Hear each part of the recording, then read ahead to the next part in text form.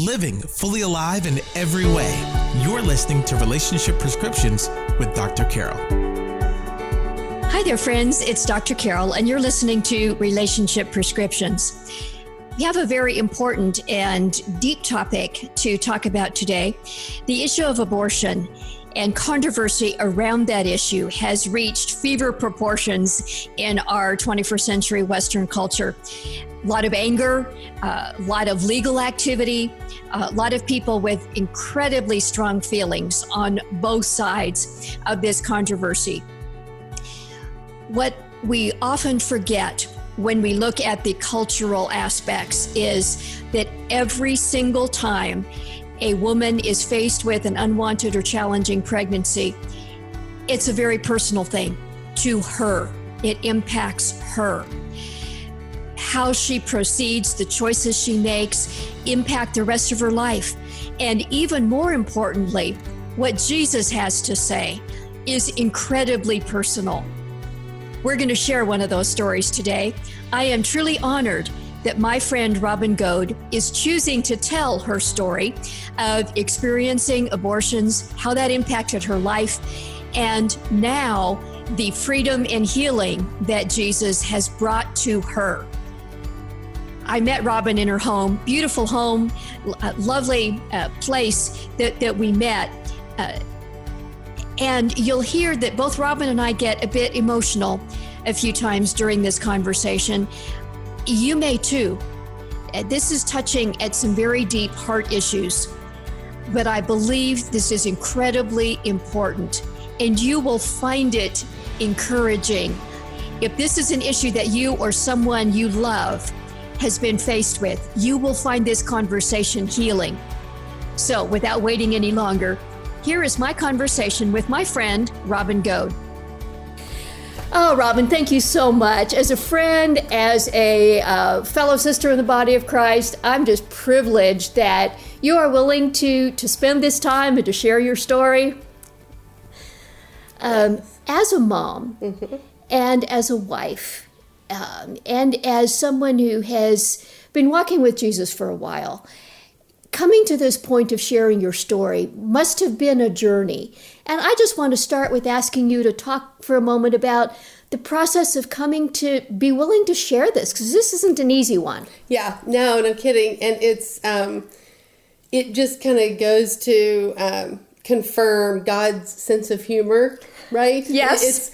It's I think the irony about my story and sharing it now is that if you rewind 32 years to when it all began, I was hiding. The whole purpose behind having an abortion in the first place was so that nobody ever knew. Yes. Right? Yes. And here it is 32 years later, and it is the thing that God has point blank told me, this is what I need you to talk about. And it has been a journey. The journey, I mean, there's a up and down and across and sideways journey. But what recently has led to this, it's really just a calling that the Lord has said that this is what I need you to talk about. Really started about January, November, October timeframe. We were doing, it was my ladies' small group from church, and we were doing Christine Cain's Unexpected Bible study. And Unexpected we were like, wow, unexpected, this kind of seems like a year of unexpected things. There were some people in our small group that had been reunited with a birth family. There had been some people that had gotten pregnant. There had been people that had death. It was just breast cancer. All these things were unexpected. Yes. That had happened in our group. And in that unexpected, about the third session, I'm sitting there and the Lord just taps on my shoulder and he says, you're going to talk about your abortions. Wow. And I was like, no, Lord, not going to do that. Nope. I'm game for anything else you want to talk about, but I'm not going to talk about that. And then, so that was one Sunday. And then I'm journaling and I'm in my quiet time and I'm praying. And he just keeps on saying, this is what I need you to talk about. And I'm listening to, Pastor Joe's sermons. I'm listening to Christine Kane. I'm listening to Lisa Brevere. I'm listening to all these different people and podcasts and journaling. And the Lord just keeps saying, this is what I need you to talk about. So a couple more Sundays and a few people had left. And on this tape, at this Sunday, Christine Kane says, what is the one thing that's going on right now that really gets you boiling? Yep. Like something that gets you so energized or passionate or something that you cannot sit on the sideline anymore. And this was it. And so, and then like right after that, it was a Radiant conference and the message was pick up your mat. And I was, and I'm journaling and I journal a lot and I'm journaling and reading and the Lord is just like, it's time. And there's all these messages that he gave me in between then and now that I could just go into, but it was just, it's time.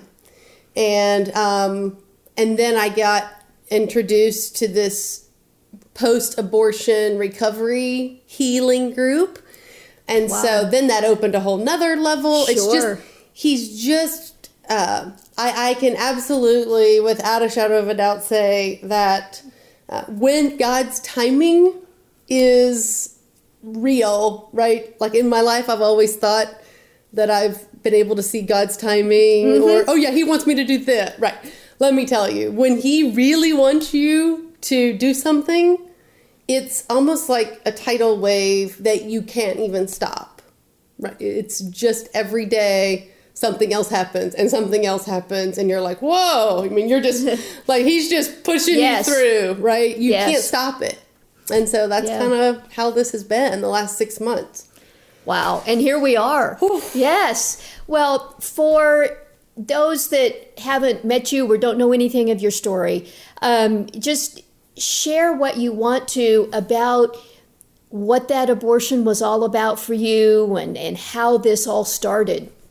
Yeah, well, I would have, if you would have asked me that question 6 months ago or 10 months ago, I would have said, I was a 15-year-old girl that had sex, shouldn't have had sex, I did, I got pregnant. I then had a second abortion when I was 16 years old, same guy, same, here we already did it once, we have to do it again. Yeah. And then 17 years old, third time, pregnant, same guy, and third abortion. And so I would have, 10 months ago, if we would have had this conversation and I was sharing that with you, I would have told you that, I was a teenager and I made a lot of bad choices. And then one bad choice led to another and another. But what I now know after going through some of this post-abortion recovery and healing is that generally in a person's life, there's trauma. Yeah. As a child or adolescent, girls, even girls that get pregnant, right? Whether 15, 16, 17-year-old girls get pregnant. Some girls have the baby. Right. Some girls have abortions. Girls that have abortions generally, at least my experience and what I've learned and all the people that I've met in the last several months is those girls that choose abortion over life have had some trauma in their life before that abortion ever happened. And that can be abuse. It can be, emotional abuse. It can be physical abuse. It can be psychological. It can be abandonment issues. The people that I've met and seen are all facets, right, of what that trauma is, Yeah. but consistently with girls that chose abortion, there is trauma. There's abuse, generally speaking, in their backgrounds. It's about a whole lot more than an inconvenient time to have a baby. There's so much else going on in a young woman's life, or a woman's life at whatever age this happens.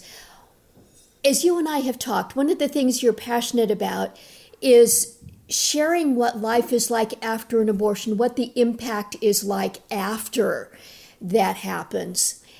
Talk about that. Yeah, that's the one thing. If I had, the whole pro-life, pro-choice, abortion, what the clinics do. Right. This is another thing. Isn't it crazy that 32 years I have held this in? Right. And the timing of it all, right? If you think about the movie Unplanned, right? You think about all the legislation. I mean, I that's what I'm saying. Like, you just step back and go, okay, God, clearly you're in charge. It is a God time. It's a God moment. It is a God moment and a God time. So anyway, it makes me think about watching that movie Unplanned, right?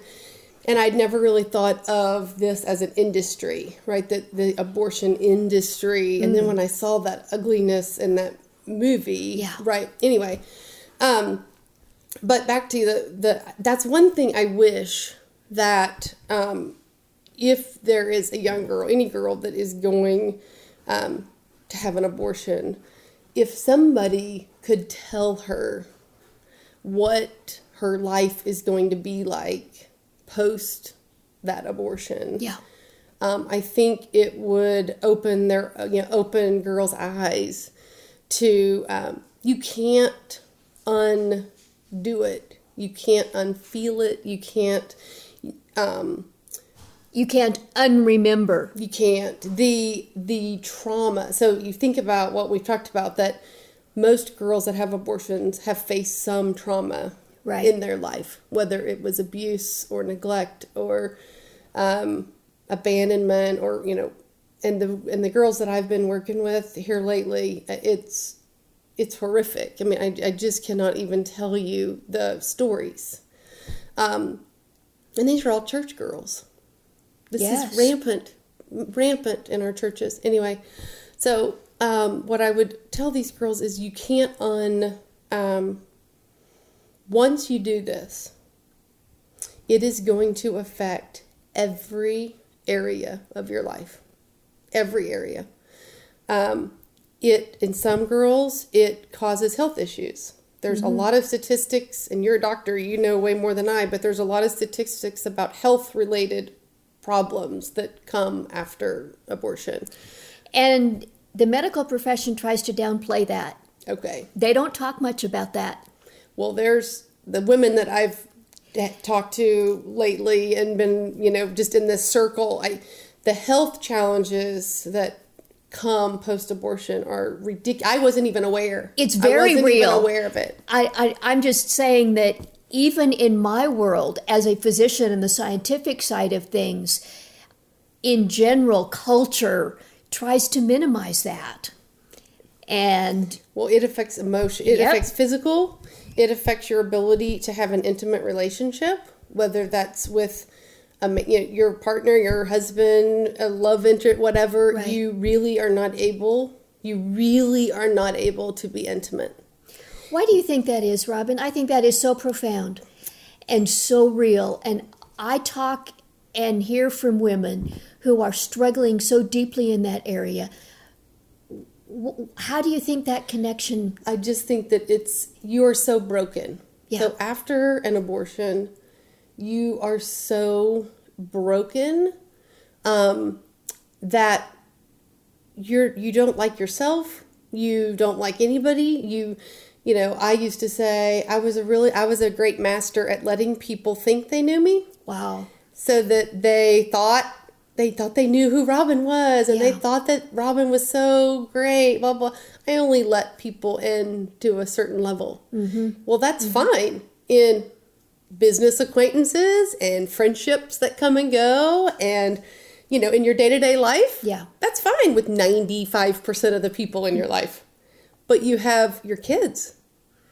Talk about intimate. I mean, if you've had an abortion and then you become a mother, it is very hard to become that normal, nurturing mother gene. Right. It's, unless you get healed, unless by the grace of God, it's very hard to become a nurturing mother. So and that's intimacy too, right? Of course it is. Yes. So if you think about your husband, you think about your children, you think about your best friends, that 5% of people that you really want to be real and intimate and do life with, you're not able to, because you're just broken. You're broken. And if you feel and you're truly intimate, then you really have to go back there, and you just, ouch. And let me tell you, I have done work, right? So my whole life, when I was about 30 is when my second son was born, and I was successful career woman, For people who don't know you, Robin, I just have to say you are in a large, beautiful home. You are a very successful person in business. You are a known person in the church. You've been involved in some major initiatives in our church family at Celebration. And yet this part of you was there. Yes. That was broken and full of shame and hidden. Yes. That is what is so, but the effort, right? The effort that it takes, right? And I grew up believing that you got your salvation and then you could lose it if you didn't perform right. So I grew up going to church, right? I had an abortion on a Tuesday and I was at church on Wednesday night. Wow. I'm just going to let that sink in for a second.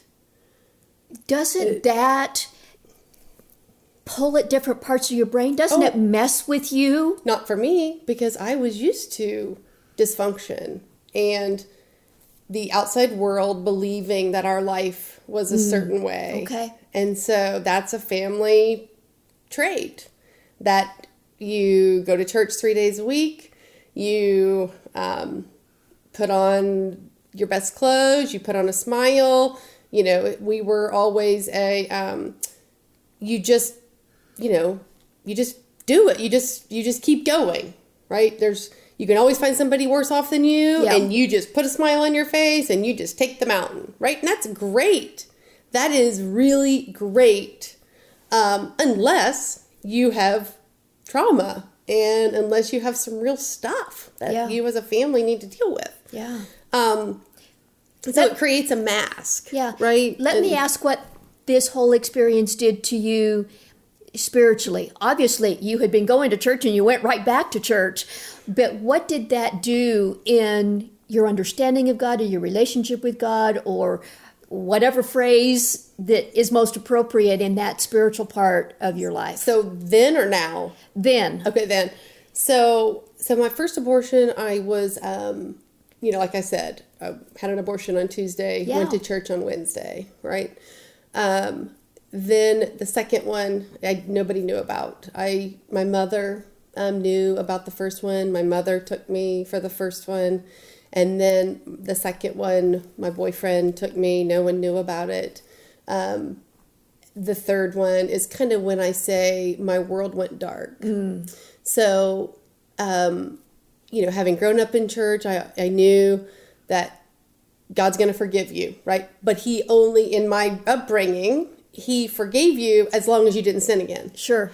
And so, you can only, and I even knew the verse of 7 times 7 or 70, whatever, about how many times should I forgive them? Exactly. However many times they ask. Right. So but the first one I could forgive, right? I felt like the Lord forgave me. The second one, I was like, no. Okay, maybe he could forgive me. The third one is when I just completely turned my back on God. And of course I turned my back on God because I didn't want to feel like I had to deal with it, right? If I could shut him out and I could pretend like it wasn't real, if this whole Christianity and this whole God and this whole religion thing wasn't real, then I didn't have to pay for my consequences. Sure. Right? Then there was nothing to deal with. So that's when I turned my back on religion, returned my back on Jesus. And I really had a profound moment. And this is where you just think, thank God that he pursues us, you know. No matter what I did, he always came back. Yes. Always came back for me. And every level is deeper and deeper and deeper. So that's why I cry during every worship. Like, it doesn't matter. Every church service, every worship, I cry. And it isn't because I'm living in sin and I'm, you know, like I'm just the guilt. It's not guilt. It's just recognizing who he is and recognizing who I am. And I'm just so grateful that he just is who he is. Yeah. Anyway, so I cry it's not tears of shame or guilt or whatever. It's just tears of joy. It's because this is real. This is heart stuff. And when you touch stuff this deep in the heart, the emotions just are there. Yeah. And so I turned my back on him after the third time, because then surely you can't be, you're completely unlovable, right? If you've screwed up this many times, you are completely unlovable, and, you know, forget about God. And so my senior year of college, I had a vision, and the Lord came to me in this vision, and I can remember it as clear as day. And it was God, it wasn't Jesus. And God said, "How dare you?" He said, "How dare you? Do you really think that my son isn't good enough for you?" Wow. He said, he walked me down this long row of bright light kind of thing. It looked like just a infinite row of bright light. It's all like, it's just a tunnel. Yeah. And he was like, "They're right here." He's like, "I've got them. Oh my. And my son is enough. And if you don't think he is, then you have a really big problem. He covers it all." There's nothing so bad that he is not big enough to deal with it. Yeah. To cover. So I woke up Wow. from that dream, vision, dream, whatever, and I went to church. Yeah. I went to church. I went down front, you know, to the altar call, and I was just like, "Okay, Lord, you know, maybe you can forgive me." And, you know, that was almost 30 years ago. Yeah. And so, 25 years ago. And so, so then I get on with my life, right? And I'm in the church, and I'm out of church, and I'm in church, and I'm married, and then we're divorced, and then it's, you know, just married again, and I'm not able to be intimate. I'm not able to connect. I have 2 kids with my first husband. I have 2 kids with my second husband. You're not able to be open. You're not able to be you. I'm me enough, right? I can work hard and I can be successful. Look at this shiny Robin. Yeah. Right? This shiny, does everything by the world standards, right? But that's what I'm saying about this, this darkness and the abortion. Like, it affects everything of your life, and you don't even know it.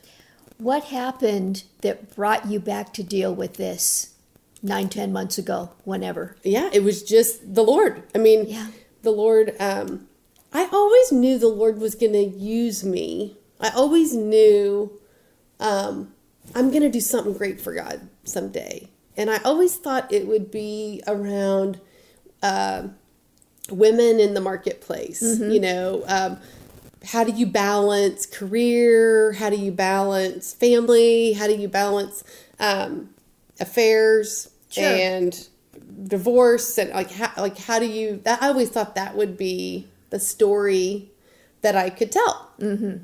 And then when the Lord said, "No, that's not about me. That's all about how hard you work. That's not about me." Wow. He was like, "I want to talk about this." And that gets us right back to Christine Kane. Yeah. Unexpected. Yeah. unexpected. This is unexpected. Yeah. But it's also, the Lord told me, I was journaling one morning and the Lord said, every life has a purpose. Every life has a purpose, whether they were born or not. Wow. And that's when it clicked. That's when my my overdrive, like the idea that my babies that I aborted had a purpose. Wow. This is it. So I can't not do what I'm doing now. I can't. Yeah. I didn't give them a chance. And so this is their chance. This is what their lives can now mean. Yes. Wow, that is profound, Robin. That is profound. Talk about what the recovery healing process has been like over the last number of months. Yeah. You've gotten pretty deep into your heart in this process. Oh, yeah. Oh, yeah. There's a lot of layers. It's like Shrek. There's an onion. Yeah. A lot of layers in an onion. Anyway, so I went in February to Rachel's Vineyard. Mm-hmm. It's a post-abortion healing weekend company, an outfit, nonprofit out of Houston, hosted it. And we'll make sure the link for that is in the show notes. Okay. And so I went, and Celebration Church was going to be Celebration's first Rachel's Vineyard. Mm-hmm. So all the attendees were from Celebration, which in and of itself is kind of weird because you're like, these are people from my church. These are people from my church. Exactly. And you're like, they're going to know my secret. I'm going to know their secret. We're going to see each other. Right. Yeah. Anyway, so that in and of itself. So that was February. First week of February. And what this experience this weekend, you do some pre-work, right? You start digging into some of the trauma that may have happened that got you to start, you do all this pre-work and then you go to the event and it's a weekend. And this weekend is just a process of all different types of things that just, you start telling your story, you start doing some role playing to people that you might have held up some anger toward you.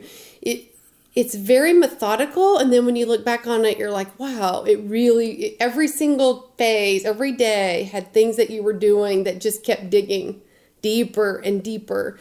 And at one of the points in the weekend, you get to separate your baby from the abortion.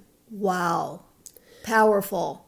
So if you've been running from the guilt and shame of abortion, then you've been running from the baby. Yes. But those are two different things. So you still have the babies, and then you have the abortion. So at some point in the weekend, kind of halfway through, I think 3/4 of the way through, those two things get separated.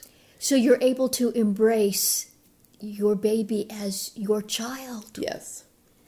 And you get to sing songs to that baby. You get to name the baby. You get to see them. The Lord is gracious enough to show you those children.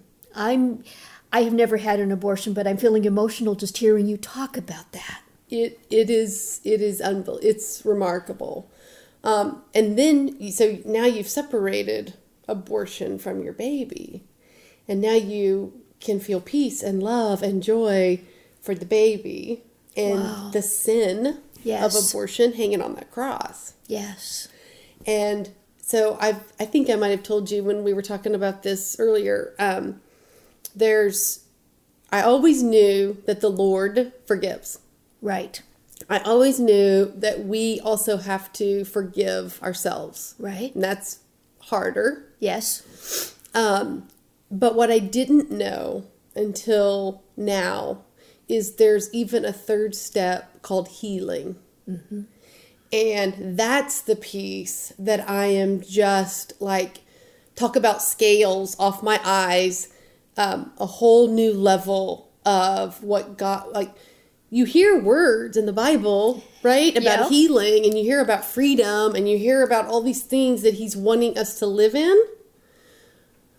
But it's unlike anything. The fact that I can have a conversation and even talk about this, and talk about it, and see my babies, and separate the abortion, and have this forgiveness, and have this healing, and then now also want it, right? I want it for everybody. Yes.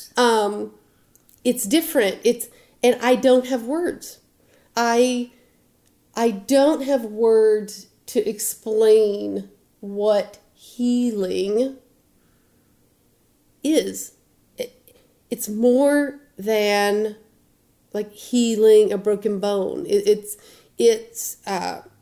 I feel light. I feel joy. I feel my face, my countenance, like people that have seen me, they're like, your face looks different. Your voice, I talked to my aunt on the phone. She's like, your voice sounds so different.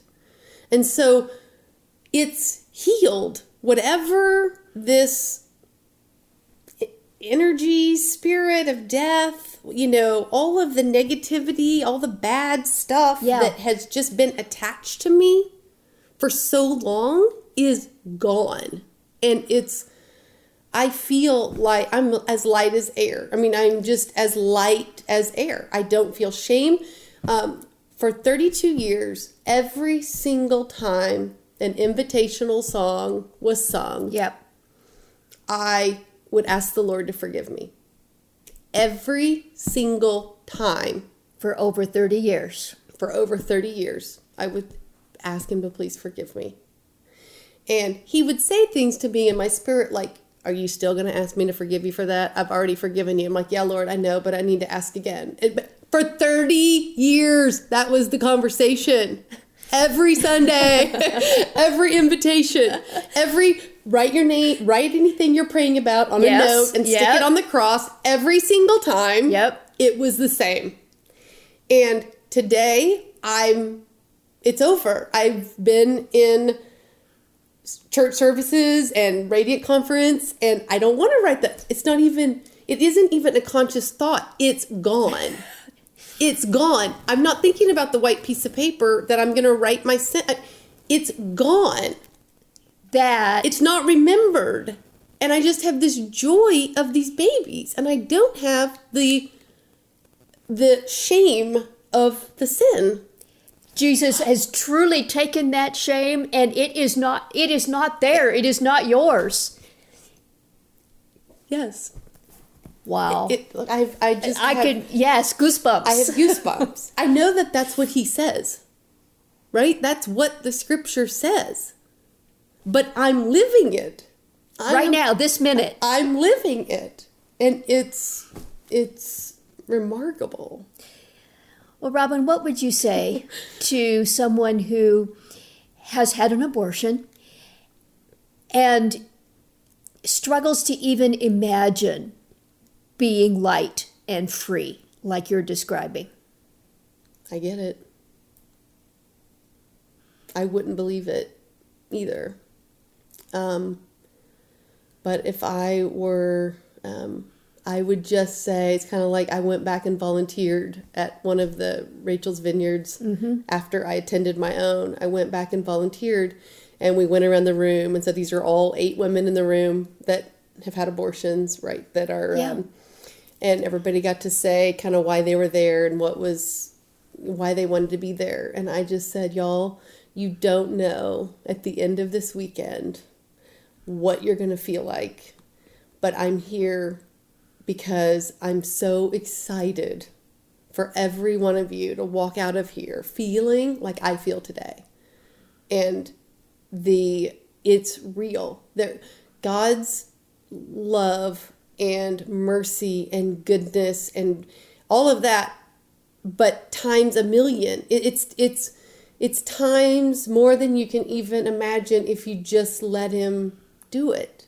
And it's a tough process. It's not fun, but the reward that I'm living in right now, and that that's why I'm doing this, is because I want every woman, girl, mother, daughter, anybody that has been affected I can see I can see in my own children. Yeah. I need to work on these things with my kids, right? It would probably be a good idea for me and my daughter to go to Rachel's Vineyard, together. Me and my mother, it would probably be good. Mm-hmm. There's just, it's so freeing. I just want it for everybody, whether you're, 100 or whether you're 16. And I think we know it in our mind, what the Bible says, but I had no idea what it would feel like to really be healed of this. It's out of this world. It's out of this.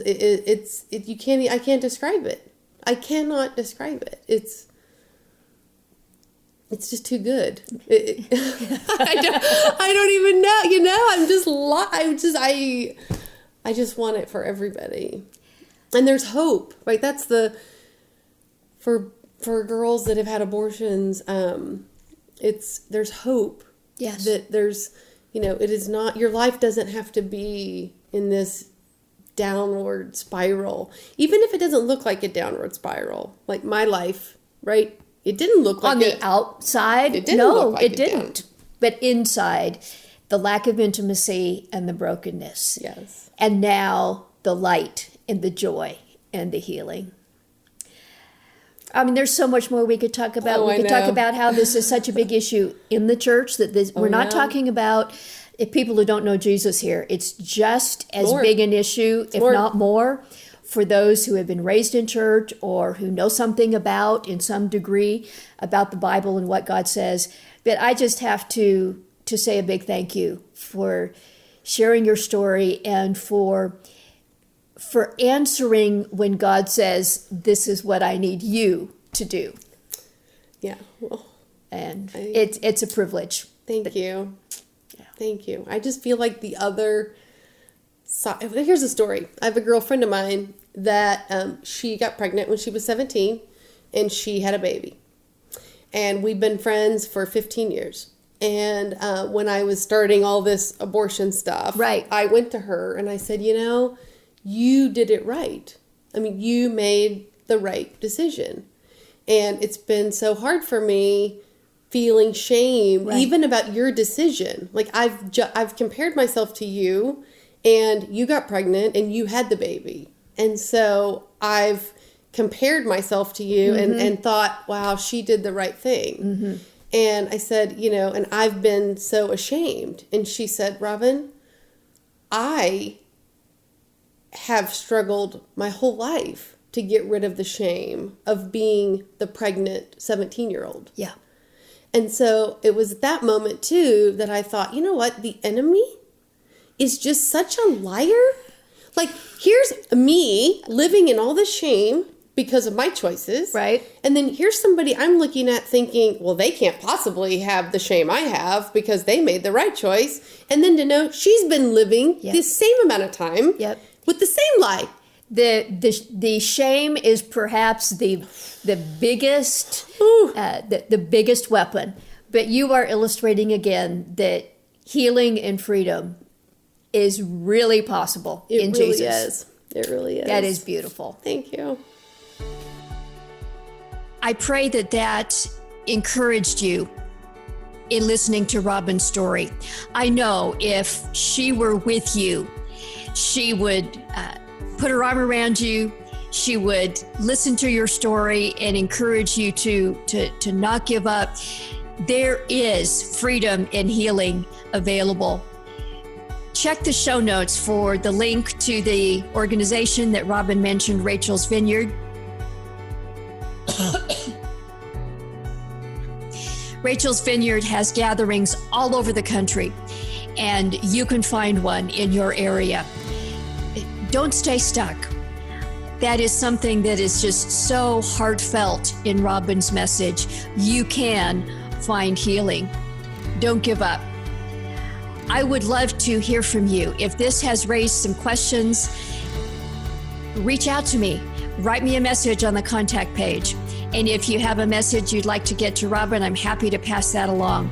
Happy to connect you with Robin. She would be thrilled to communicate with you. I also want to remind you that we have our brand new online community that has just recently opened, the Fully Alive group. These are the kinds of heart level issues that we are dealing with inside the Fully Alive group. Not only issues around abortion, of course, but also around sex and sexuality, whether married or single, overcoming anxiety, depression, and those kinds of challenges, or facing religious toxicity, toxic religion that has affected your relationship with God, that and so many other issues. It's a safe place. You can be anonymous if you like. In other words, the other members don't have to know who you are. And we will be able to help you walk forward in experiencing the life that Jesus came to give us. Check out fullyalivegroup.com, and I would love to have you as a member there. But now, I know that Jesus has a good future for you, regardless of whether abortion or any other challenge is what you are walking through right now. I'd love to hear from you. Check out the contact page, leave me a message about a topic or a question that you'd like to hear on an upcoming episode. And until next time, may God bless you.